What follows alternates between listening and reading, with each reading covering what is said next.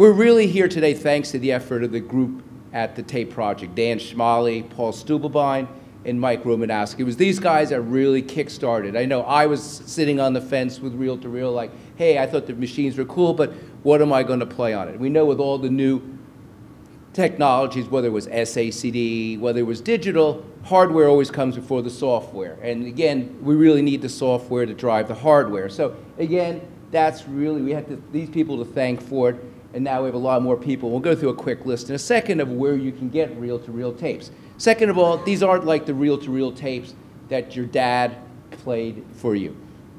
These are real-time duped, 15 IPS, made with really loving care. I know some people talk about the prices of them being very expensive, but if you consider 1958, I have a Mercury 2-track, which wasn't done in real time, and it's only the first side from the album, and it was $20 in 1958. The album was $1.99. So it was 10 times the price of the album. So that was, and if you actually go to the CPI index and look at $20, it's $168. So you multiply that times 2, 320. So that's what many of the albums run you. So basically, there hasn't been any cost increases. And you think about it, before you even start out with tape, you're at $100 just for the tape itself and the reel. So before you have any artist costs, labor costs, maintenance costs, rent costs, you're already starting at $100. And as I said, the latest generation of tapes, whether they're from Jonathan, whether they're from Dan's group, whether they're from Opus 3, I mean, the Opus 3 are probably the ones that are closest to the master tape. They're truly second generation tapes, where Jean-Eric basically takes the master tape and makes you a copy. There's no working master between them. So it can't get any better than that.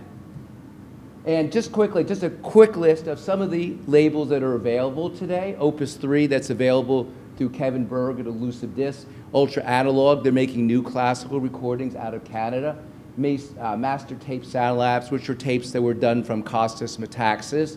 If you remember, Metaxas Sound Labs used to make audio equipment.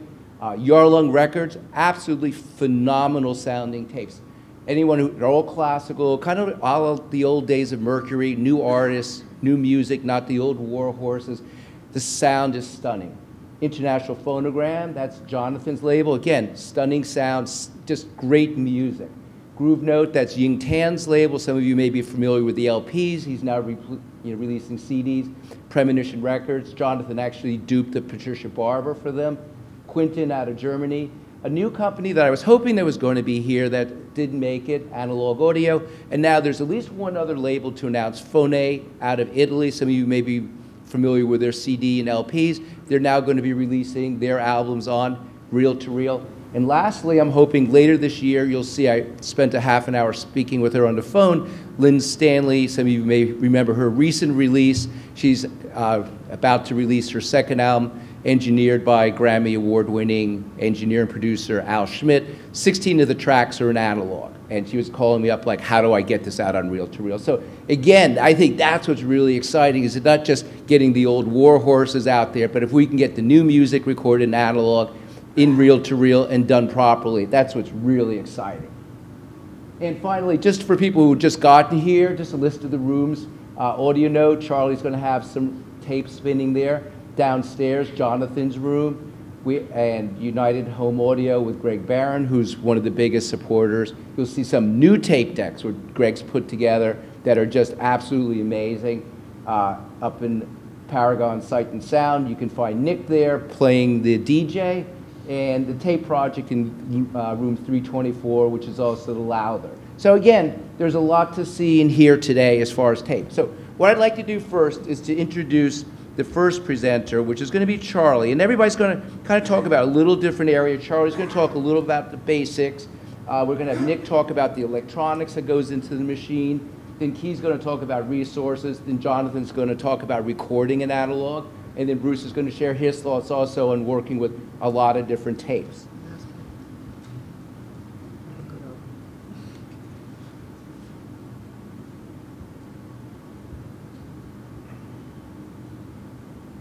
Why don't you go ahead, Charlie? I'll get you set up.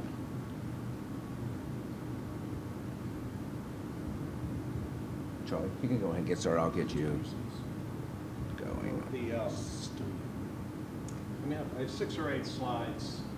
Basically, these are kind of for beginner typing stuff on this particular, these slides I put together for a show maybe 5 years ago. And I know there's a lot of folks who are much more up to speed in analog tape than we were back then. So I may go over some of these really, really quickly. All yours. Okay. So what we're going to do is just hit, or hit actually use this and this. That'll Okay. here. Okay. I'll let you read this. It's simple. There are certain direct analogies between vinyl and tape.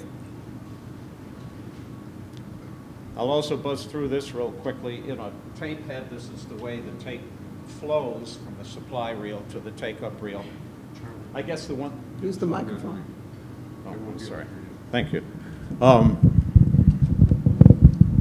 There's a lot more going on as the tape flows from, past the tape heads. There's just a lot more stuff there. I'm not going to get into that. If what I want to do, and with the next couple of slides, if anybody has, any questions and wants to get into this a little bit more, feel free to come see me after the whole presentation. System parts, your transport. And I kind of am doing this because I'll talk about the way you can do this where you just buy a whole brand new deck like Greg's United Home Audio. And you don't have to do anything else. You just buy the tapes, buy the deck, hook it up to your system and start playing tapes. There are other ways to do it, which I'll talk about, which you may get a deck and then hook up your own electronics, and there's a reason for that, which I'll get into. But this is what a transport does, and the parts I want to mention here is over time, over the 40 or 50 years that these things developed, they got better. And one of the big reasons, the big ways they got better was in the tape handling. You look at an early Ampex or 350, that generation. I call it, they used sewing machine motors, and you get those tapes spooling from one end to the other, those things. You got a lot of inertia there, and they'll snap a tape if you blink wrong. And I always say, if you want to go with that style of tape recorder, just be very, very careful with the tape handling. And I wouldn't suggest you shuttle tape, because a lot of them don't have an interlock to sense when the tape is stopped.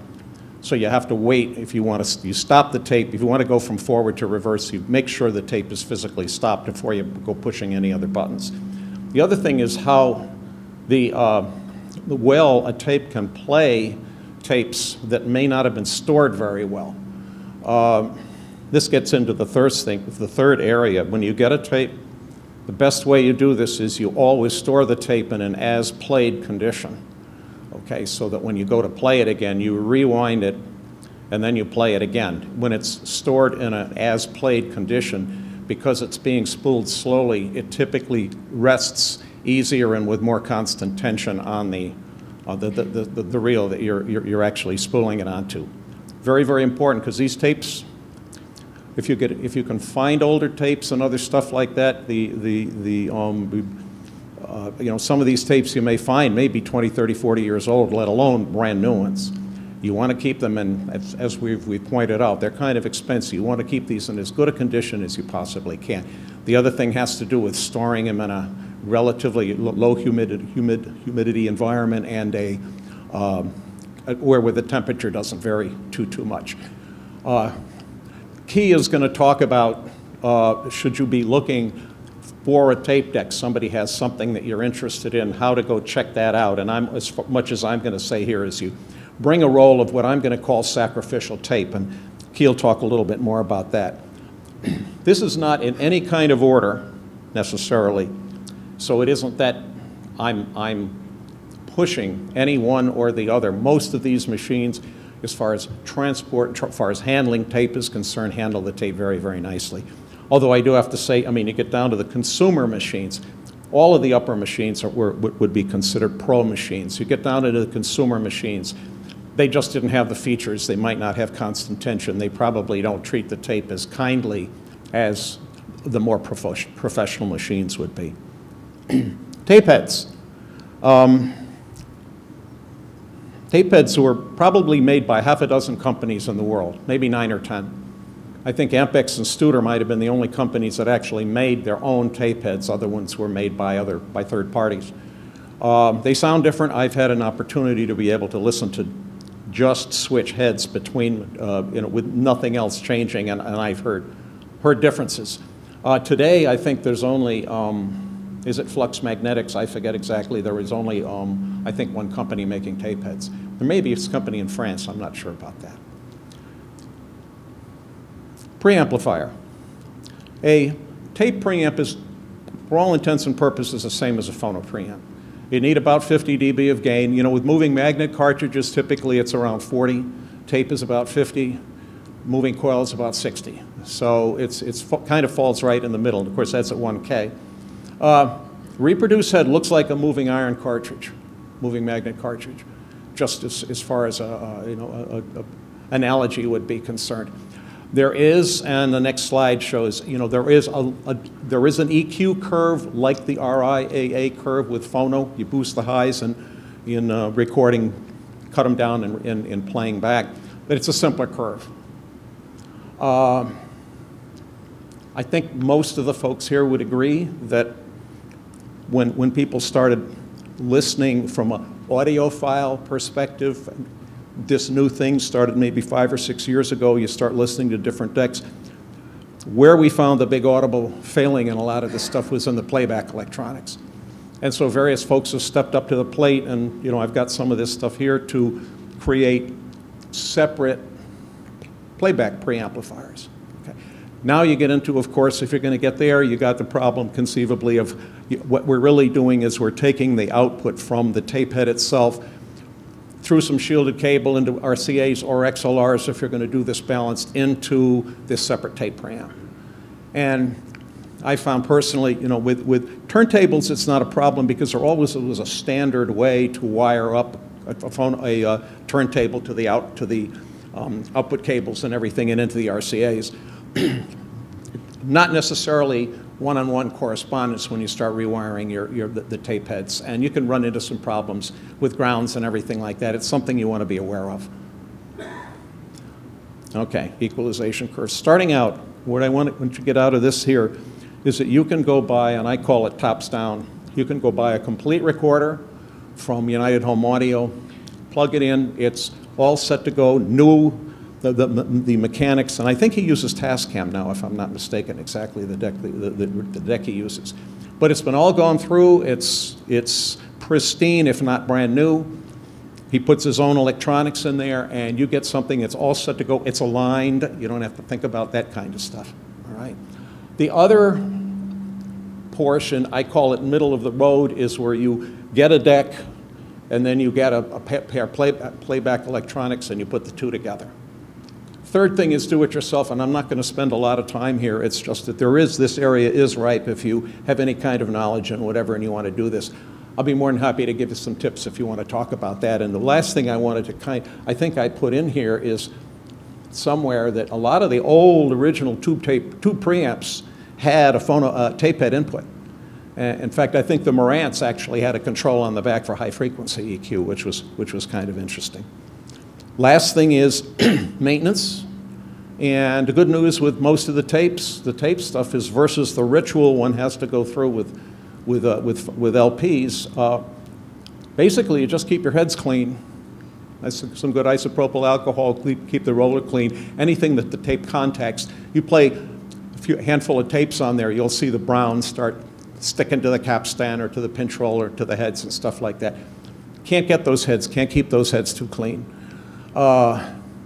If you start getting into this stuff, now you might, the idea of checking whether your heads are in alignment or whatever, you might need a playback calibration tape.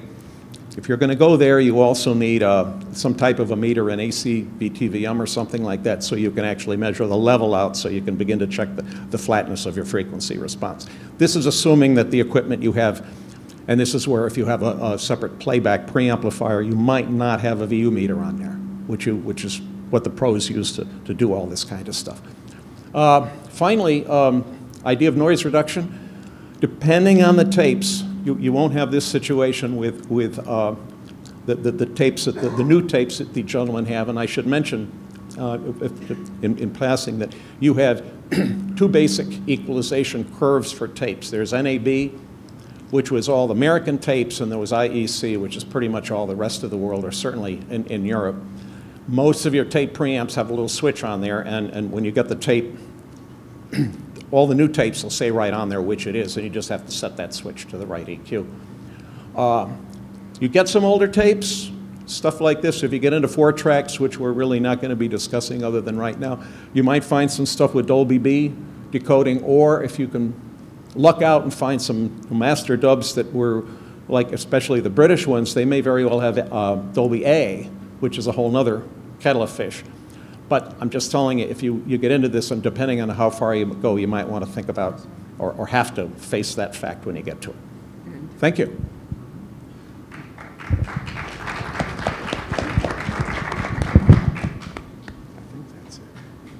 Thanks, Charlie.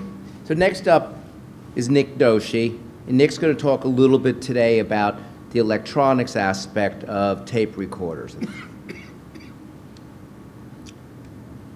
You all brought your slide rules and your scientific calculators? Because I was told I could include math in my talk. No, I'm joking. But I'll come up there. That way I can.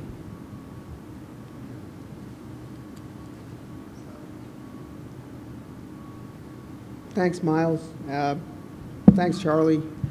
And want to reiterate remembrances of Mike Spitz. I've been lucky in my life, in my career, to have had some mentors. Amongst them was Mike, and Bill Whitlock of Jensen Transformers is another one of them that I can point to. But we certainly miss Mike. I certainly miss his presence at my house every once in a while. So. Charlie brought up an important point, and that was that the drawbacks in most current in-use professional machines were the playback electronics. The idea behind a professional, either a recorder made for studio use, or more specifically a recorder made for portable or semi-portable use, was that it had to pack a lot of stuff into a box that was portable in days when it was hard to pack stuff into boxes. And so typically, because of budget issues and space issues, the playback electronics were where the corners were more typically cut. And so what we find is that there were recorders that had incredible recorded electronics and very sophisticated recorded electronics, and had rudimentary playback electronics, and a lot can be gained by either upgrading those within the recorder itself or using external electronics to get the best of what's on tape. You know, if you're a professional user, and to their credit, you know, we may not have the amount of recorded material that is available to us through the history of recorded music if engineers hadn't made those decisions, right? Hadn't made the decision to make a recorder small enough so that Alan Lomax could take it around the country or something, you know. So we shouldn't criticize them too much. We just understand why things are the way they are. For us, for home use, our requirements are slightly different. We want to get the most out of what's on that tape head, assuming the tape head is clean and the tape path is in good shape. So the way typically to do it is to remove the limitations of space and power supply and everything that surround the tape transport itself, and build an external tape playback preamplifier. So as audiophiles, we can afford to do that. We're not typically lugging tape machines, unless you're me, you're not typically lugging tape machines around all over the country. But and so you have a little bit more space, you have a little bit more available to you. And so the criteria change when you're looking at something for professional use versus looking at something for home use. And so, you know, having said that, you have the ability to do things, and this is obviously a matter of philosophy, design philosophy more than anything else, but you have the ability to do things such as using, you know, passive equalization versus, equalization within feedback loops, et cetera, and which lends itself to better dynamics, better overall sound, et cetera, but is much harder to do within the space limitations of a professional deck.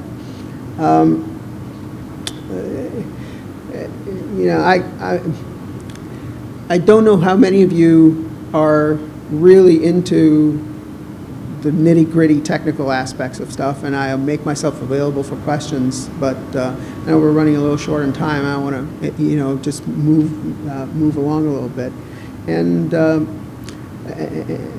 really pose to ourselves this question, does tape lend itself to audiophile use? Okay, and to me the answer is yes, based on just one thing, is if we're interested in high-resolution audio, then we need to make ourselves agnostic to the format. I think high-resolution audio is available on vinyl, on tape, and on digital. And if we're interested in high-resolution audio, then we need to explore all three. And given that, and given the amount of manufacturers that are now realizing that, the purists in all of us tend to go down this path because we realize that a lot of the great earlier recordings were made in analog and, do present themselves, within the limitations of 1 or 2 generation masters to be the closest thing to the original recording. And so that's why, if that's your goal, then as an audiophile, I think it's worth investigating tape. It's certainly, one more toy to play with, at least. So, and thoughts about the future. I think that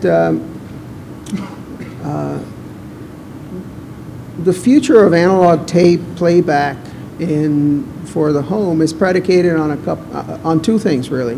One is that I think, and I applaud Key for this especially because he is so active within our community for raising awareness and expertise levels for people to be able to not look at this as a daunting proposition. That level of support from people like he, from people like me, if I'm asked, will be key towards having this kind of information spread out where people are not freaked out by, oh my God, I want to get into tape, but I just can't get my head around, what tape machine to get and this and that. So that's one thing that predicates this, because certainly I don't think there are a lot of major consumer equipment manufacturers that are thinking about making tape machines again. So, we need to engender knowledge amongst ourselves and really have that DIY spirit that sort of keeps this hobby, afloat, so that we can help each other and keep these machines that were built phenomenally well and will last if we take care of them. Okay, so that's one aspect of it. The second aspect of it is software, and I think what we're seeing now, and certainly Miles has spoken to this, is that more and more software is being available. Whereas we went through a period of time in the 80s and 90s when they were closing tape plants, et cetera. Companies are now actually looking to reopen tape plants to do batch processing, batch manufacture of tape, whether it's analog tape that can be slid into different widths, et cetera. So I think that's promising. I certainly have had much less of an issue buying blank tape stock in the last year and a half than I had 5 years ago, that's for sure. So I think if we lend ourselves, it's never going to be the largest selling format in the world, but I think the ability to get the results off of analog tape that are comparable to other high-resolution formats, and for those of us who are mechanically inclined, the enjoyment you get out of it, I think, is quite worth the effort. So I'd be happy to take questions after we have the rest of the panel. Thanks, Dan.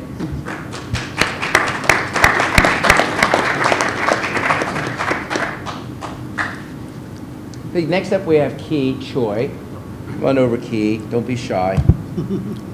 Maybe I'll speak from here. Okay. If it's okay. What I have to say is very short and sassy in a way that as an audiophile, or so-called audiophile, we live in a the most luckiest time of all, where the analogy, if I were to use, you know, considering our age, that it's like being able to hang around in the same room with Jacqueline Smith and Farrah Fawcett, those of you in the 70s. And it is possible because now we can have access to these true pro master recorders. Now, those days of finding a dumpster full of large studios are over, but even now, you can still have access to very quality pro machines, or even prosumer machines, such as techniques that you see in a lot of these rooms, or Tascam BR20 type of machine that UHA use, that we as an audiophile have access to those machines.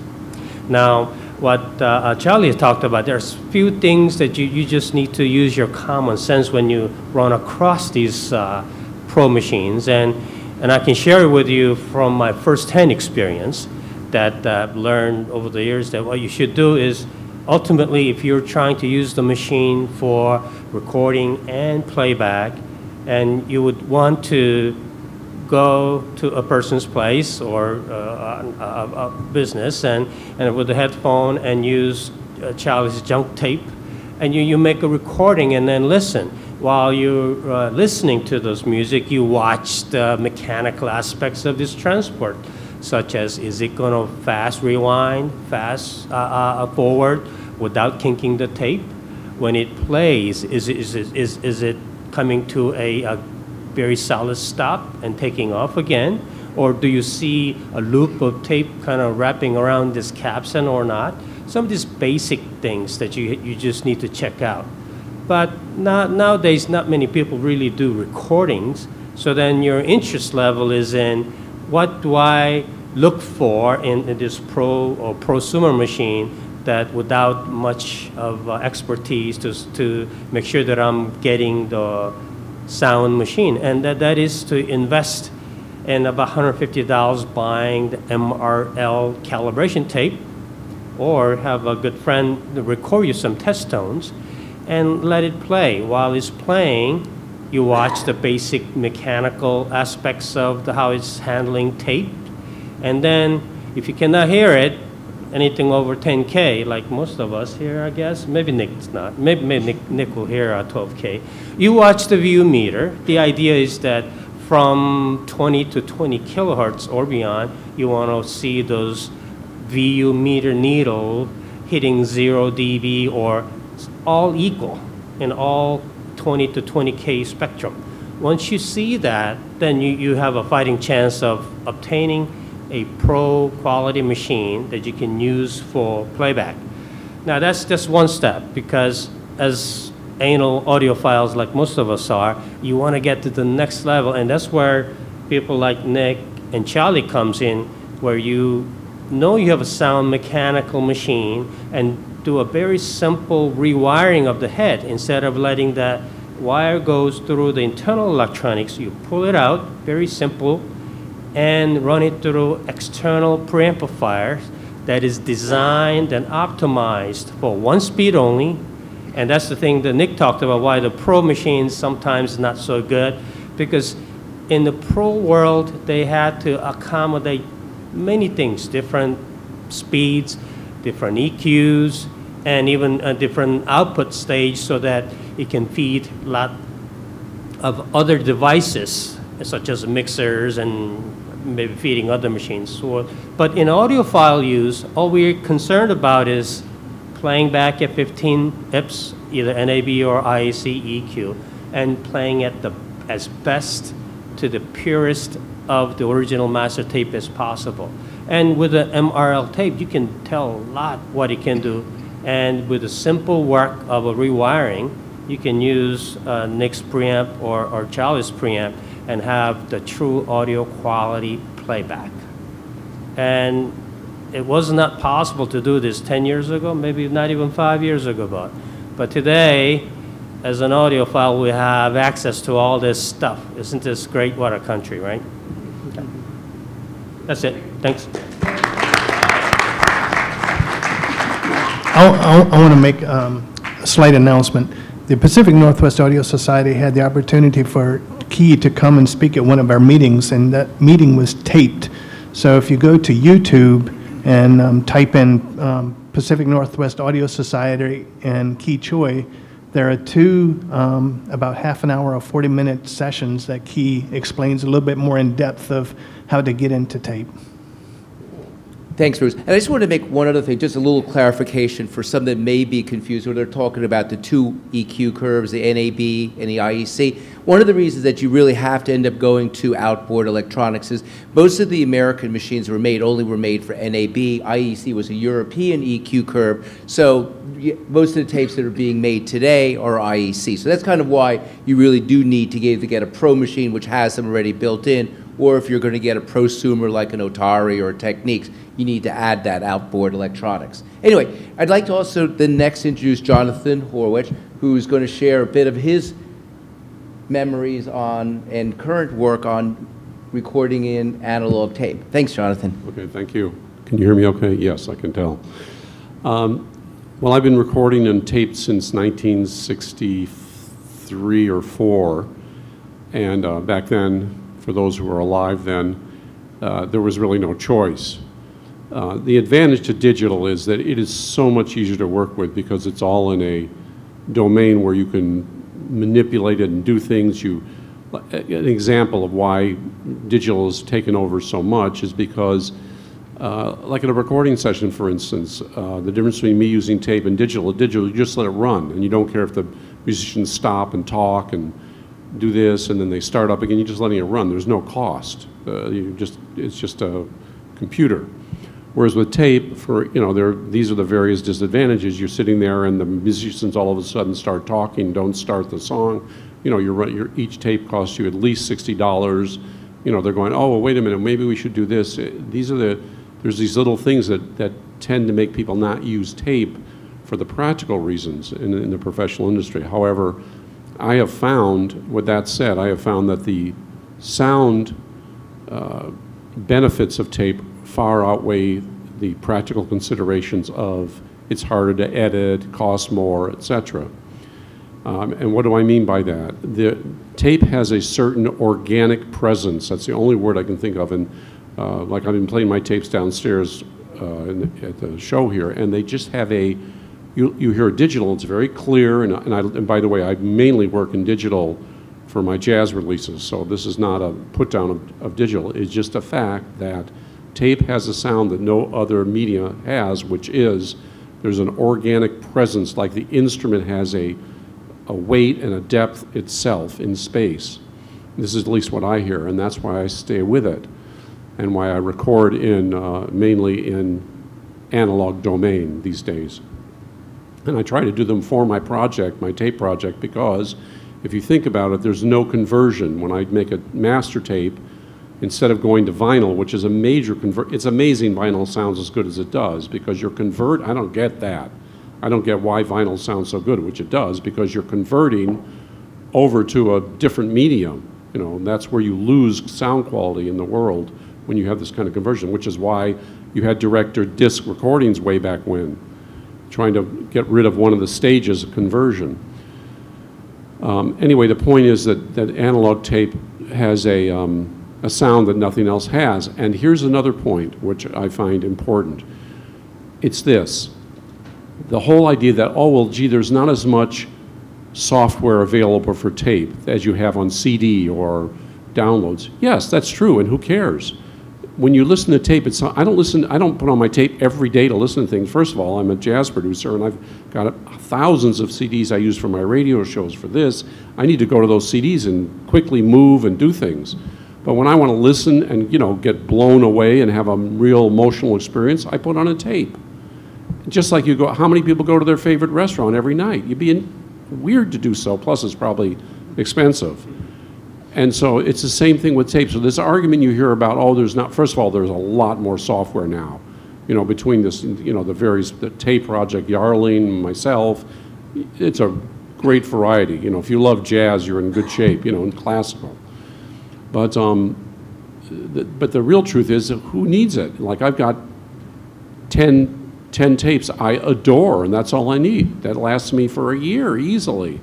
So don't be fooled by that argument of, well, there's not that much you can hear on tape. If you want to have that incredible experience that only tape will give you, then get a tape recorder, as Key has pointed out, and Charlie, and and then play it. You don't have to play it but once a week. You have that time when you're alone and you're actually going to sit down and listen, put the tape on. You'll never have a higher audio experience than that. Anyway, my experience has been that way throughout. I've recorded jazz all my life. I'm a jazz producer, and I've always found that analog is just sound better. I love digital too. I love it for various reasons. I put out my stuff on, all my big things are put out on CDs, which is digital, but there's something to be said that analog is the best sound, and if you're interested in the absolute best sound, there's no other way to go. You just have to find your route based on how much money you have. If money is no object, go buy Greg Barron's UHA tape deck. You're all set to go. They sound great, and if or one of the head amps that were discussed by Doshi or Charlie, and you can't go wrong. Anyway, that's basically all I'm going to say. I'm not going to go into all my recording history, but you get the idea of the importance of tape, at least to me. Thanks, Jonathan. And just a reminder, anyone wants to hear some of Jonathan's recordings, you can go down to the lower level in the Merrill Audio Room and have a real treat. Ask him to put the Jason Rebke on. I think everybody will love that tape. Yeah. And last, I'd like to introduce Bruce Brown, who again has just had more experience probably than almost anybody I know in working with tape, whether it be new or old. He is the man. Bruce? Out of phase. Out of phase, yeah. Oh yeah. I started tape at probably 77, 76, something like that, on a Revox machine. My first professional recording gig was a live Woody Herman concert. So that was the biggest pressure I've ever had in my life, I think. So when CDs came out in about 82, 83, that's when I first started getting into mastering. And as a mastering engineer, if you take a digital signal and run it through a tape machine and capture it back into digital, it's the best thing in the world you can do. It's called tape layback in our industry. So a lot of these studios did that. They did tape laybacks. And even if an album was produced in digital or released in CD or something like that, they always have these tape laybacks where they're hidden in some vaults and things like that that you can get a hold of. I'd have to applaud what Jonathan's doing and Opus and Yarling and all this, because some of these tapes that I've made for this show took me 2 days to make. Most of the tapes that I get don't even have tones on them, so what I have to do is think of the loudest song that's on this tape and then look at the meters, and then, oh, okay, this is going 3 over, 5 over, or 3 under, or whatever. Then I have to put back my MRL tape, make my adjustments, and then record that one song. Then I have to go to the next one. So some of these compilation tapes, they take 2 or 3 days, and for the money that I would have to charge for this, nobody would be able to afford it. So I know these guys are working on a very slim margin, so please support these guys. They need it, badly. And that's the only way to put your voice into the industry of getting them to release more tape, is to, work with these guys and support these guys, and that's the only way to do it, with your wallet.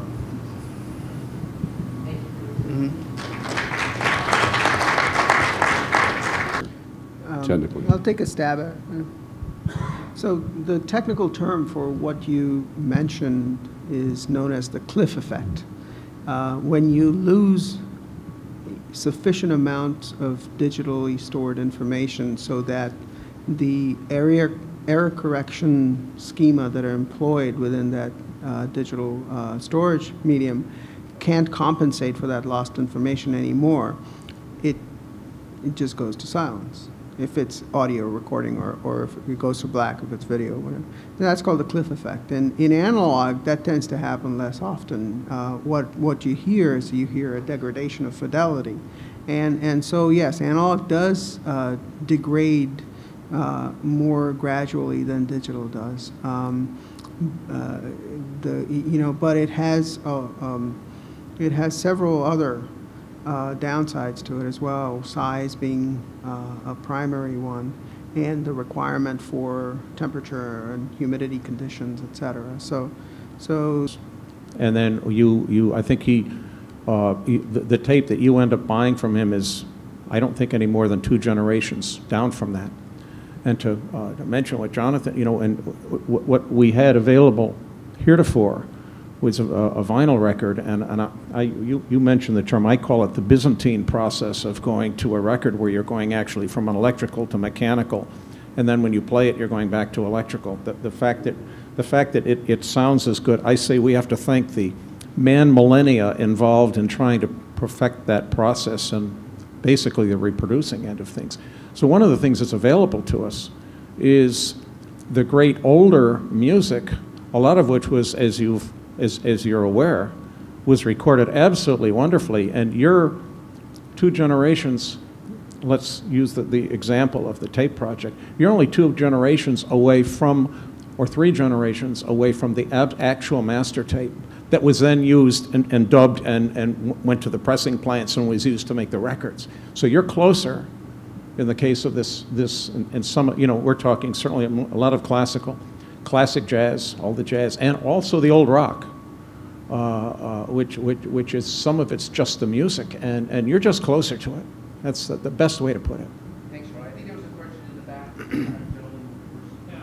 Is there a list of companies, I only know 2 myself, that produce ready-to-use tape decks? I think we have 2. Atari still makes a machine, and Greg makes machines. And Greg's machines are basically state-of-the-art. Right, what was the first company? Atari? I think There's that, who's that? What's his name? Soreness Arian in California makes. Okay, yes, you're right. It's a PR99 based machine. They're refurbished, right? Yeah, referred. Yeah.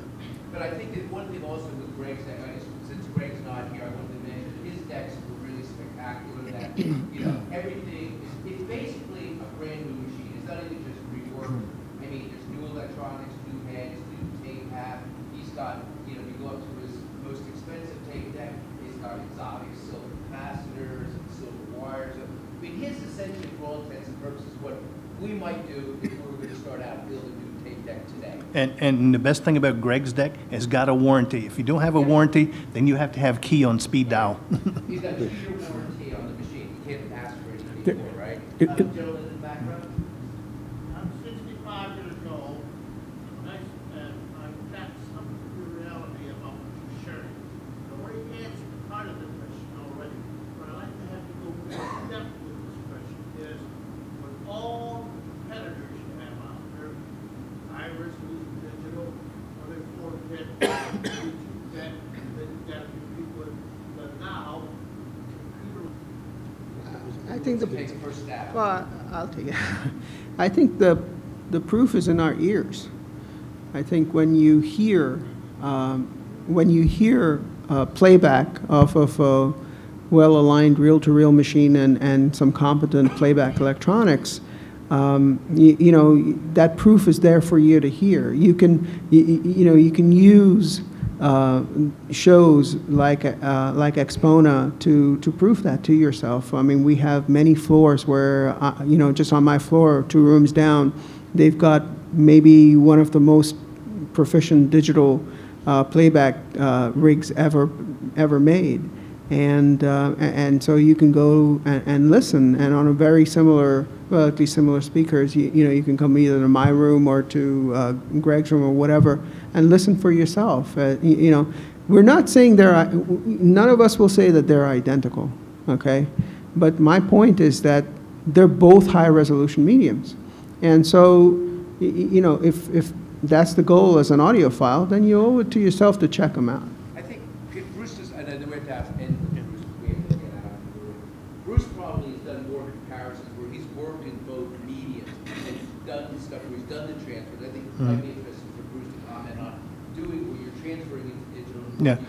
Yeah, we were commissioned by Wilson Audio to do all their transfers of from their Ultra Analog machine, their Ultramaster, and we gave him 4 or 5 examples from different converters, and each time he would select DSD. To my mind and to my ears, if you archive something to DSD, it's the closest you're going to get to that tape. And with DSD recorders now, you can get, you know, for less than $1,000 right now, you can get a Tascam DA3000 that's probably 98% or 95% of the tape sound for less than $1,000. But what about when you've actually done the transfers compared? Like you did a couple years ago at Rocky Mountain, I think it was just single. Right. Right.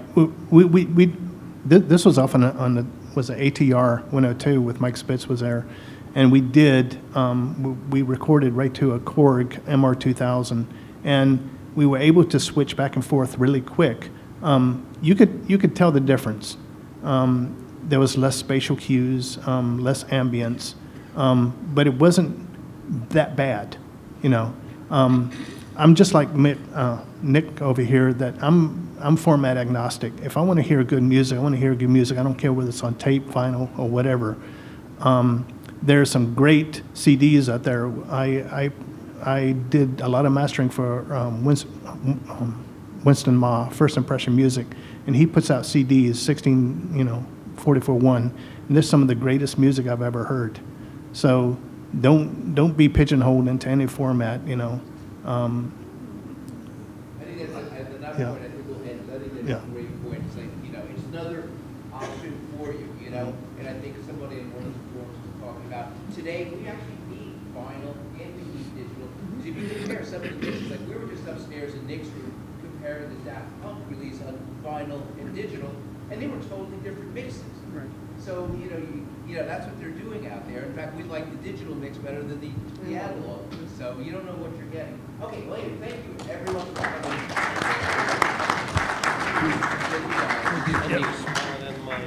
Thank you. Thank you.